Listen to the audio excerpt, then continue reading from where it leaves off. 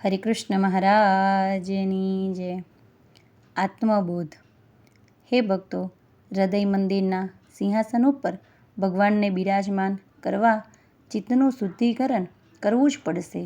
તે માટે દ્રઢ શ્રદ્ધા, ખૂબ જ ધીરજ, સંઘર્ષ, પુરુષાર્થ અને સતત પ્રાર્થનાની જરૂર છે.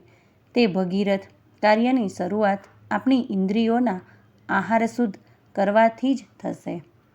ધન આપણી પાસે ઘણું હોવા છતાં એ આપણને હંમેશા ઓછું જ લાગે છે અને સદ્ગુણો આપણી પાસે ખૂબ ઓછા હોવા છતાં આપણને ઘણા લાગે છે.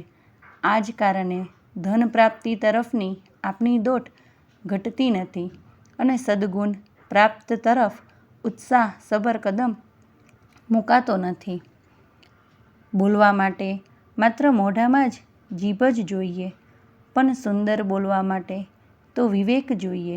વિવેક વિનાના ઉચ્ચારણો માત્ર જાતને જ નહીં પણ અનેકને નુકસાનીમાં ઉતારી દેતા હોય છે. હે ભક્તો, જે શબ્દોમાં પ્રભુની સ્તુતિ બનવાની ક્ષમતા પડી છે, એ શબ્દોની ગાળ બનાવીને કોઈકના દિલને આઘાત પહોંચાડવો એ તો મોટી મૂર્ખતા જ છે. કાન ખુલ્લા રાખીએ સારું જ સાંભળવા માટે, આંખ ખુલ્લી રાખીએ સારું જ જોવા માટે, જીભ છૂટી રાખીએ સારું જ બોલવા માટે. માનવમાંથી મહામાનવ બનવાનો આ જ રાજમાર્ગ છે, નહીંતર માનવમાંથી શૈતાન બની જવાશે. હે ભક્તો, પૂર્વકાળ અને વર્તમાનકાળ એ બંને વચ્ચે તટસ્થ મૂલ્યાંકન કરીએ તો એક વાત સ્પષ્ટ દેખાય છે કે બાહ્ય વૈભવના ક્ષેત્રે વર્તમાનકાળે પૂર્વકાળને ક્યાંય પાછા ધકેલી દીધા છે, પણ અભ્યંતર વૈભવના ક્ષેત્રે વર્તમાનકાળ પૂર્વકાળ કરતાં ક્યાંય પાછળ ધકેલાઈ ગયો છે. જીવન પરિવર્તનનું મુખ્ય ચાલકબળ પ્રાપ્તિ નથી પણ પાત્રતા છે.